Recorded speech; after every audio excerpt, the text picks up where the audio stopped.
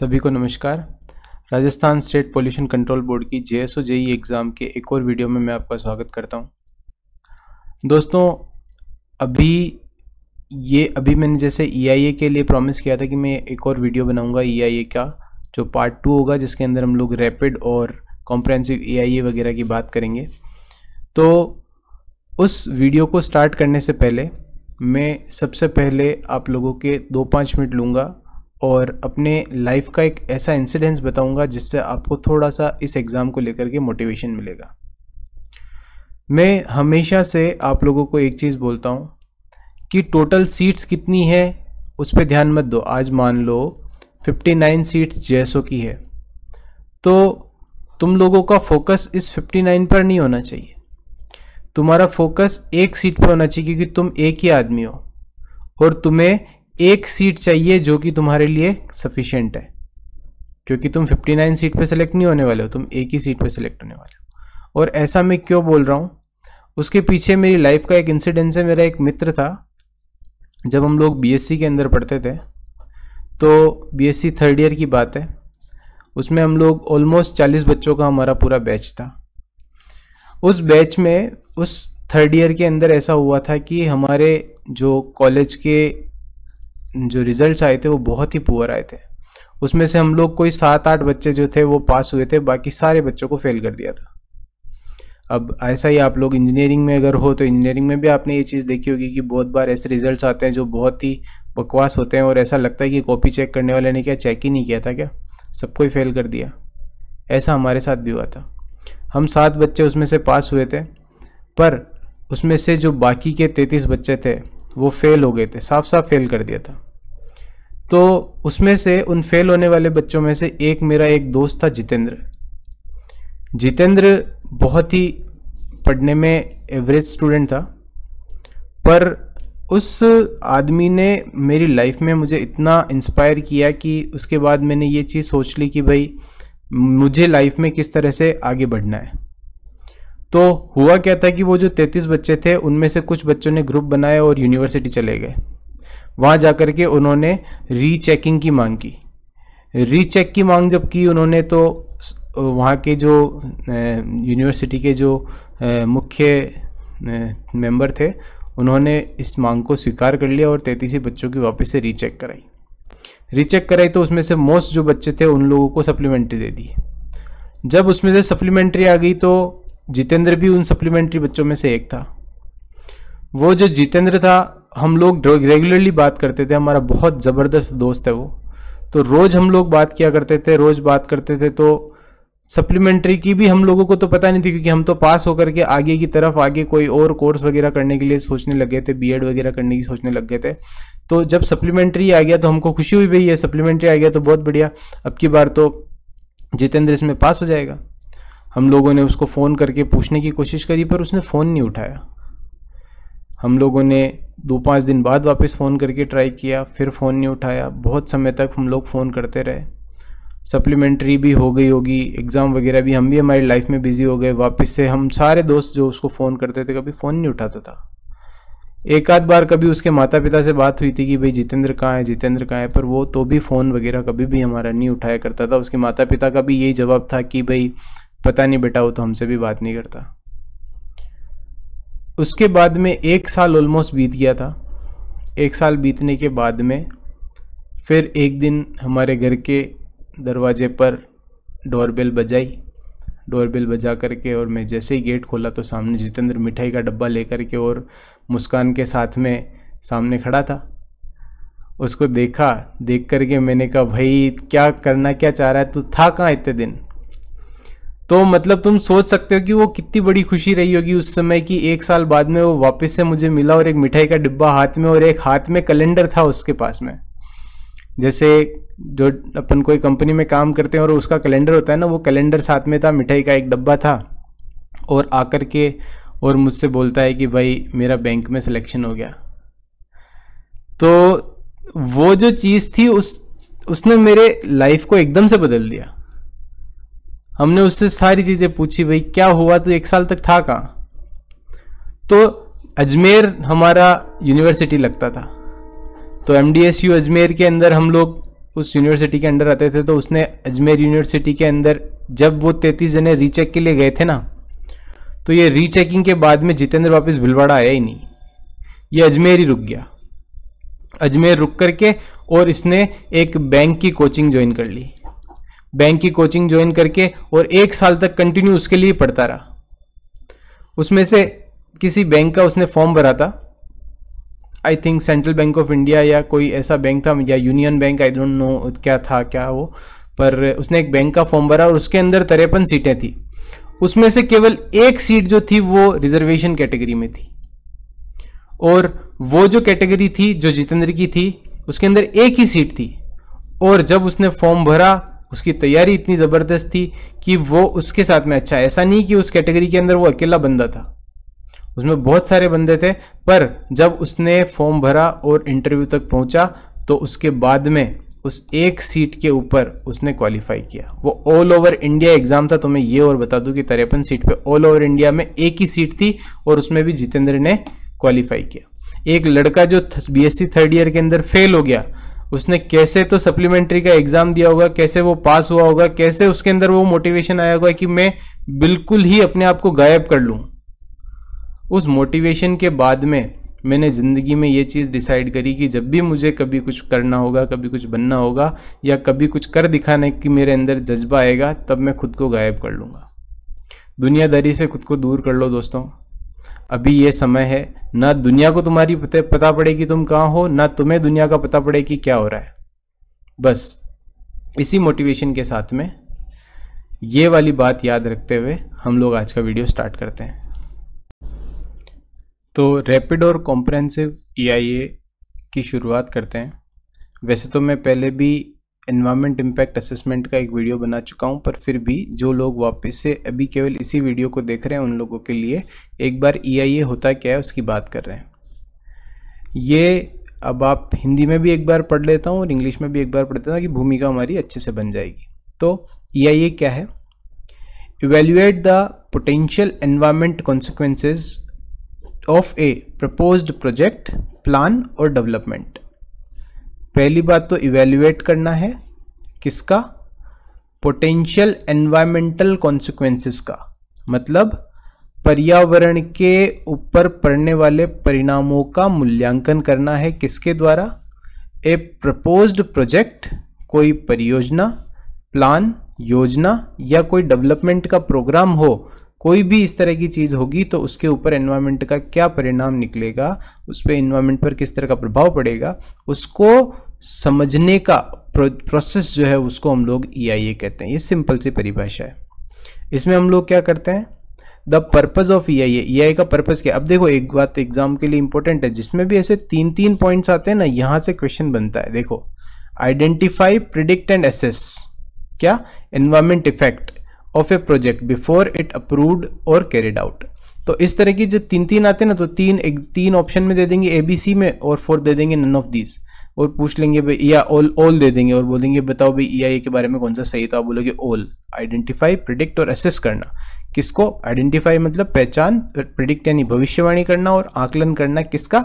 Environment के प्रभाव का, पर्यावरण के प्रभाव का आकलन करना। यह है सिंपल, ठीक है। अब ये 2 प्रकार का है EIA, 2 तरह से होता है, एक तो रैपिड EIA और एक कॉम्प्रहेंसिव EIA।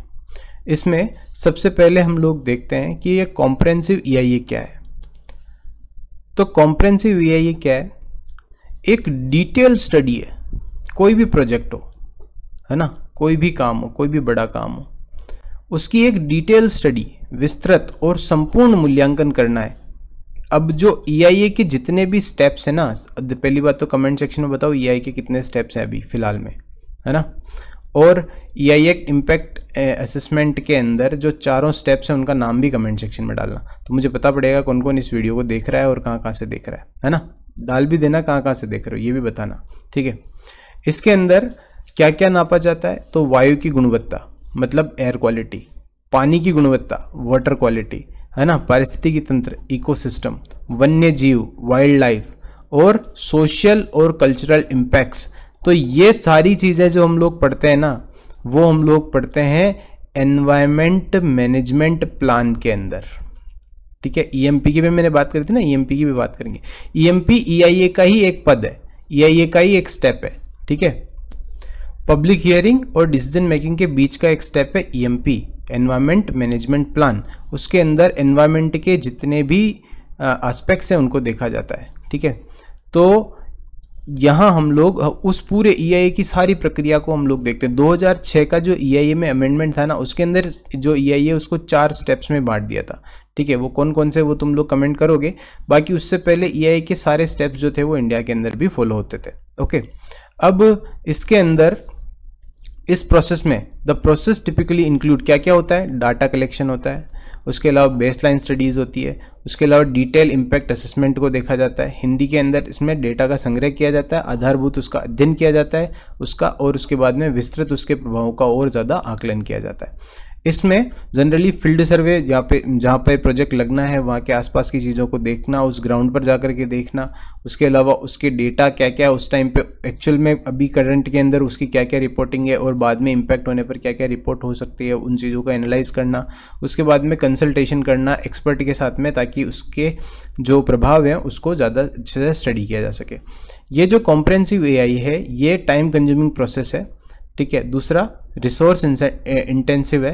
रिसोर्स इंटेंसिव मतलब हो गया कि इसके अंदर बहुत सारे साधनों की ज़रूरत पड़ती है, बहुत सारी प्रक्रियाओं से गुजरना पड़ता है, जिसके लिए बहुत सारे लोगों की इन्वॉल्वमेंट उसके अंदर रहती है। And are conducted for the larger, बड़े और कॉम्प्लेक्स प्रोजेक्ट्स के लिए इनको काम में लिया जाता है। जो बहुत बड़े बड़े, जैसे मान लो कोई बहुत बड़ा ऐसी कोई जल परियोजना है, उसके लिए हम लोग इसको काम में लेंगे, ठीक है, कि कहाँ कहाँ से पानी जाएगा, क्या करेंगे, बहुत बड़ी बड़ी परियोजनाओं के बारे में। अब अच्छा कौन कौन सी परियोजना है जो अभी हम लोग लास्ट में देखेंगे कि कॉम्प्रिहेंसिव एआई में कौन कौन सी और रैपिड एआई में कौन सी, इसीलिए मैंने इसको अभी बताया नहीं है। तो अभी आगे देखते जाओ कि कॉम्प्रिहेंसिव और रैपिड एआई के अंदर कौन कौन सी परियोजनाएं आगे आती है। दूसरी बात, इसका एम क्या है। इसका एम है मेनली तो वही कि प्रोजेक्ट के इम्पैक्ट क्या क्या होने वाले हैं, ठीक है, और किसके लिए होने वाले हैं, वही पर्यावरण के पर्यावरण के बारे में, ठीक है। तो इसको ज़्यादा डिटेल में, इसको ज़्यादा पढ़ने की ज़रूरत नहीं है, आगे देखें आप लोग नेक्स्ट। केवल इस वीडियो को देख लोगे ना तो भी तुमको ये रैपिड एआई और कॉम्प्रिहेंसिव एआई याद हो जाएगा। अब रैपिड एआई क्या है, रैपिड एआई क्या है, मोर स्ट्रीमलाइंड है, फटाफट से हो जाएगी, सुव्यवस्थित है और फटाफट से होने वाली प्रक्रिया है। ये किसके लिए यूज़ किया जाती है, ऐसे सिंपल प्रोजेक्ट्स के लिए यूज़ किया जाता है जिसका कि एनवायरमेंट इम्पैक्ट बहुत ही लोअर हो, बहुत ही कम पर्यावरण को प्रभावित कर रहा हो, उस जगह हम लोग इसको यूज़ में लेंगे। कौन कौन से हैं वो भी हम लोग वीडियो के एंड में देखते हैं। अब देखो ईआईए जो है वो क्या करता है, रैपिड ईआईए आइडेंटिफाई करता है और असेस करता है क्रिटिकल और इमीडिएट एनवायरमेंट कंसर्न्स को, कि हाथों त्वरित में क्या होगा। जैसे कोई पेड़ कटना है, कोई पेड़ों की कटाई होने वाली है तो कितने पेड़ कटेंगे, उसी छोटी छोटी सी चीज़ें जो कि मतलब फटाफट से देखी जा सके, उनके बारे में हम लोग बात करेंगे। इसमें भी सेम चीज़ होती है, डेटा कलेक्शन एनालिसिस होता है पर लेस डिटेल्ड, बहुत ही कम उसमें कम आंकड़ों के अंदर होता है, ठीक है ना, कम चीज़ें यूज़ में ली जाती है। अब देखो रैपिड ईआईए जो है वो अक्सर छोटी परियोजना और नियमित गतिविधियों के लिए यूज में जाती है, जैसे इमरजेंसी कंडीशंस जैसे आ गई है ना। कौन कौन से भी हम लोग बात करेंगे, जैसे रूटीन एक्टिविटीज़ हैं, जैसे कोई रोड है, रोड बनना है तो रोड के बनने की बात तो बहुत बड़ी है, पर जब रोड की मेंटेनेंस की बात आती है तो फटाफट से होने वाली चीज़ है। तो ऐसी चीज़ों के लिए हम लोग रैपिड ईआईए यूज़ में लेते हैं, है ना। अब देखो टाइम फ्रेम देखते हैं कि रैपिड ईआई में कितना टाइम लगता है। तो रैपिड ईआई जो है उसके अंदर फ्यू वीक्स या फ्यू मंथ्स लगते हैं, है ना, फटाफट ही हो जाती है, लगभग मैक्सिमम 3 महीने मान करके। अब जो टाइम है वो डिपेंड करता है किसके ऊपर, प्रोजेक्ट की साइज पर और उसकी कॉम्प्लेक्सिटी पर डिपेंड करता है कि वो 1 वीक में होगा, 1-2 वीक में होगा, 5 वीक में होगा या 1 महीने में होगा। अब बात करते हैं कॉम्प्रिहेंसिव ईआईए की। कॉम्प्रिहेंसिव ईआईए बहुत लंबे समय का प्रोसेस है, बहुत मंथ्स भी इसके अंदर लग सकते हैं, साल भी लग सकते हैं, क्योंकि इसके अंदर किसी भी प्रोजेक्ट की कंप्लीट उसकी स्टडी होती है, प्रोजेक्ट की स्केलिंग होती है, कॉम्प्लेक्सिटी बहुत ज़्यादा देखी जाती है, इसीलिए इसमें बहुत समय लगता है। अब हम लोग बात करते हैं कि जो कॉम्प्रिहेंसिव ईआईए है या रैपिड ईआईए है वो किस पर डिपेंड करता है कि कौन सा लेना है। तो ये वाली चीज़ें मैंने जैसे बताया आपको 3 पॉइंट जिसके अंदर वो याद रखें, जैसे नेचर ऑफ प्रोजेक्ट के ऊपर डिपेंड करता है, उसके पोटेंशियल एनवायरनमेंट इम्पैक्ट्स पर डिपेंड करता है और regulatory requirement for the jurisdiction उस पर डिपेंड करता है। तो इन 3 चीज़ों के ऊपर ये डिपेंड करता है। हिंदी वालों के लिए ये हो गया कि ये जो ईआई की प्रक्रिया है ये परियोजना की प्रकृति पर डिपेंड करती है, संभावित पर्यावरणीय प्रभावों पर और अधिकार क्षेत्र के नियामकों पर निर्भर करती है। तो 3 चीज़ें हैं, इन पर ये निर्भर करती है। इसके अंदर जो मेन गोल है वो क्या है? इसका मेन गोल वही है, make informed decision that balance the potential benefits of a projects with the environment and social consequences। कि भाई किसी भी परियोजना का पर्यावरण और सामाजिक प्रभावों का, उसके साथ में उस परियोजना को लागू करना है, बैलेंस रखना है उसका, ठीक है। और ऐसे डिसीजन लेना जिससे कि योजना का सामाजिक प्रभाव भी इतना ना पड़े, एनवायरनमेंट पर भी इतना प्रभाव ना पड़े और प्रोजेक्ट को भी लॉन्च किया जा सके। तो इसकी हम लोग बात करते हैं कि ये हमारा इसका मेन गोल रहता है। दोनों ही EIA का यही गोल रहता है।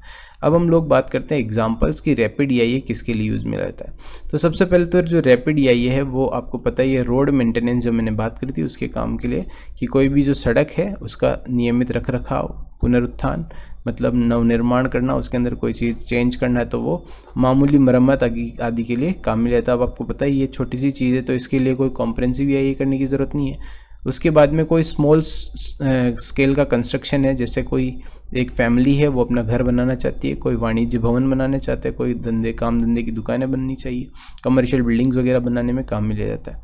उसके बाद में टेम्परेरी इवेंट, जैसे कोई त्यौहार हो, कोई मेला हो। त्यौहार की जब बात आ गई है तो अब मुझे बताओ कि कौन से त्यौहार पर कमेंट करना। आप लोग ज़रूर कमेंट नहीं करोगे तो मुझे पता नहीं पड़ेगा कौन देख रहा कौन नहीं देख रहा। अब मुझे बताओ कि जो हमारी NGT है उसने कौन से ऐसे कोई एक गुरुजी हैं, उन्होंने एक अपनी सभा करी थी, तो सभा के ऊपर उन्होंने फ़ाइन लगाया था NGT ने। तो वो मुझे बताना कि कौन से गुरुजी थे और उनके कौन सी सभा के ऊपर कहाँ पर फ़ाइन जो NGT ने लगाया था उनके पर्यावरण के नुकसान पहुंचाने के कारण, कितना फाइन लगाया था ये भी बताना।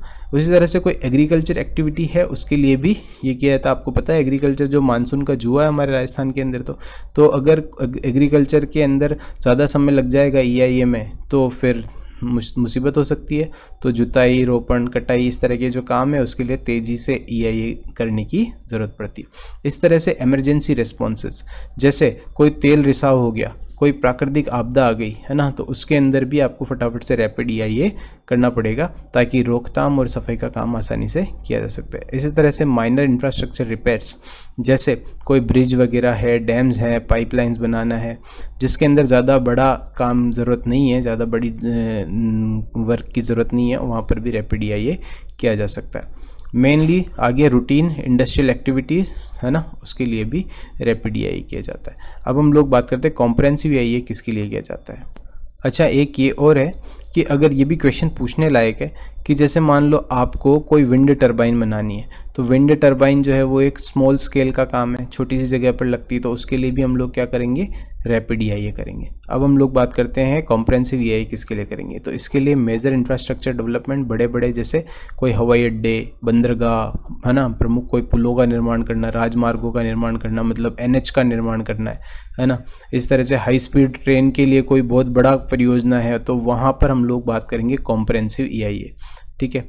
तो रोड बनाना, किसी जगह पर नया रोड बनाना तो उसके लिए कॉम्प्रिहेंसिव EIA, और अगर रोड की मरम्मत करना हो काम तो उसके लिए हम लोग रैपिड EIA यूज़ करते हैं। इस तरह से इंडस्ट्रियल फैसिलिटीज़, जैसे कोई केमिकल प्लांट डालना हो, कोई लार्ज मैन्युफैक्चरिंग ऑपरेशन हो है ना, कोई हैवी इंडस्ट्री डालनी हो, तो उसके लिए हम लोग क्या करेंगे, कॉम्प्रिहेंसिव EIA। अब हम लोग बात करें नेक्स्ट कॉम्प्रिहेंसिव EIA और किसके लिए ज़रूरी है।